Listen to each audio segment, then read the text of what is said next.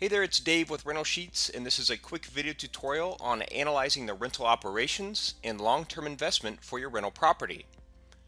In our previous video tutorials, we analyzed the purchase of your rental property and calculated the amount of profit and equity you'll have in the deal after you make the repairs to the property. Now we are going to analyze how the property will perform as a long-term investment. So we're going to analyze the rental income, your operating expenses, your long-term financing, and ultimately we're going to calculate your cash flows and your return on investment. The first item to input is the rental income, which is the amount of rental income you can generate by renting out the property to your tenants. You can input the rental income as a monthly or annual basis using the drop-down menu. Once you input your rental income, the rental income will be calculated for the first year, and then it'll also be forecasted for the entire holding period. Once you set up your rental income, you'll probably want to consider vacancies, tenant concessions, or other income that your property can generate.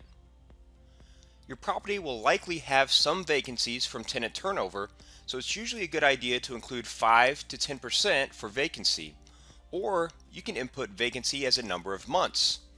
So if you think that you'll have 1 month of vacancy every year, you can just input 1 month into the cell. You may also want to consider offering tenant concessions, which is basically offering a tenant a discounted monthly rental rate, or maybe offering just 1 month free to the tenant. You can also plug in any other income that the property might generate from vending, laundry, or other services that you might provide. Once you set up your rental income and consider your vacancy losses and concessions and your other income, your gross operating income is calculated for the property. Next, you can set up your detailed operating expenses for the property. The rental calculator is pre-built with common operating expense items, but you can customize this list if needed. You can calculate your operating expenses on a monthly or annual basis, or as a percentage of the gross scheduled income, or as a percentage of the gross operating income. Once you plug in your operating expenses, your total operating expense amount is calculated at the bottom.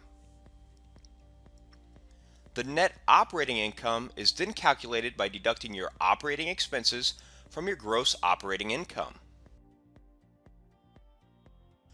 Next, we will set up our long-term financing for the property. To set up your long-term financing, click the Setup tab on the left-hand side of the orange Long-Term Financing section.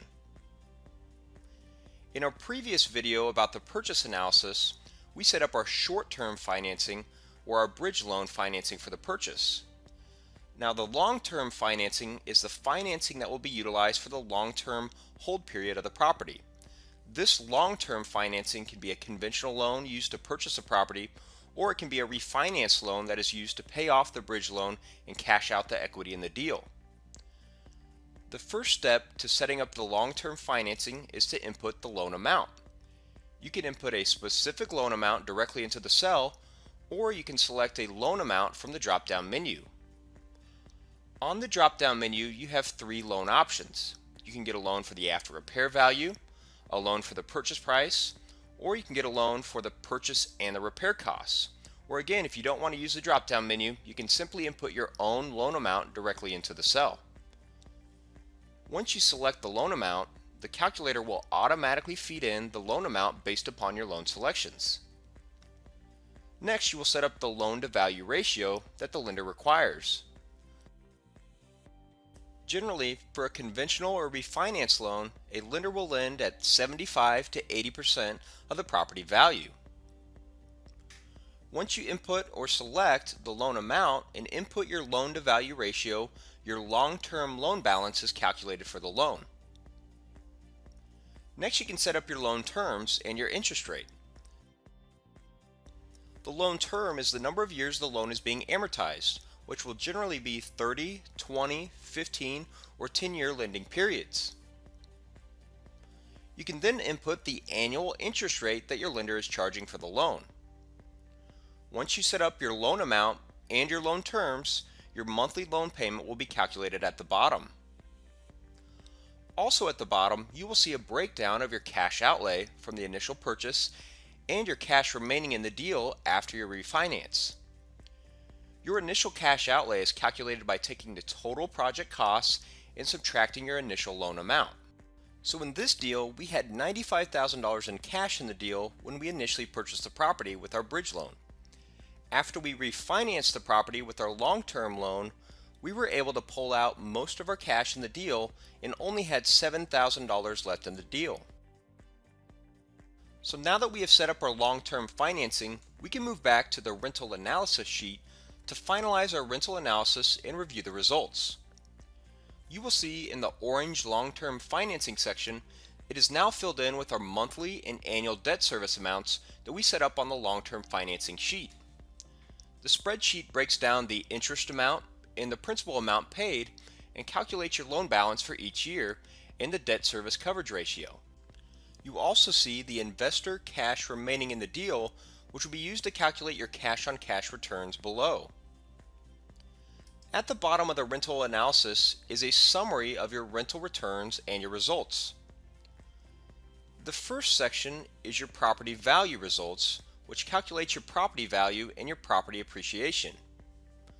You can plug in an appreciation percentage in the cell, which will be used to calculate the property appreciation on an annual basis. So you can see our original property value is based upon our initial after repair value of the property, but over the years the property value is increasing at a 1% increase year over year. Below the property value section, you will find the cash flows from operations section, which breaks down your cash flows before debt and cash flows after debt and calculates your cash-on-cash returns. So in the first year, the property is going to generate about $100 a month or $1,200 a year in cash flow. So our cash-on-cash return is roughly 16 to 17% in the first year. This cash-on-cash return is calculated by taking the cash flow and dividing it by the cash remaining in the deal. Your next section is going to be the equity section, which breaks down the equity earned from the property. You earn equity when you purchase the property and increase the property value by making repairs. You can also earn equity when you pay down the principal of the loan and earn equity from annual property appreciation. In this deal, you can see we earned $18,000 in equity from our purchase, rehabbing the property and increasing the after repair value. We then earned another $2,300 in equity from paying down the principal of the loan, and our property value increased by $2,000 in the first year. So overall, in the first year, we earned nearly $23,000 in equity in this deal. And the final calculation is the total return, which is the total of all of your returns from your cash flows and your equity. So in this deal, we are generating around $1,200 in yearly cash flows, but the real returns can be found in the equity that is generated from buying at a discount, paying down the principal, and then the property appreciation. Overall, our total return for the property is $24,000 in the first year, and then we're going to earn about $5,800 in our second year, $6,100 in our third year, and so on for the remaining holding period. So the rental analysis calculator really provides a great overview of all of the rental returns that a rental property can provide for a long-term buy and hold investment. It considers the initial equity and profit earned from buying a property at a discount, rehabbing it, and increasing the property value. It also considers the cash flows that the property can generate and the equity that is earned from paying down the principal of your loan and the property value appreciation. If you have any questions at all about the rental analysis calculator or any of the calculations, feel free to shoot us an email or give us a call.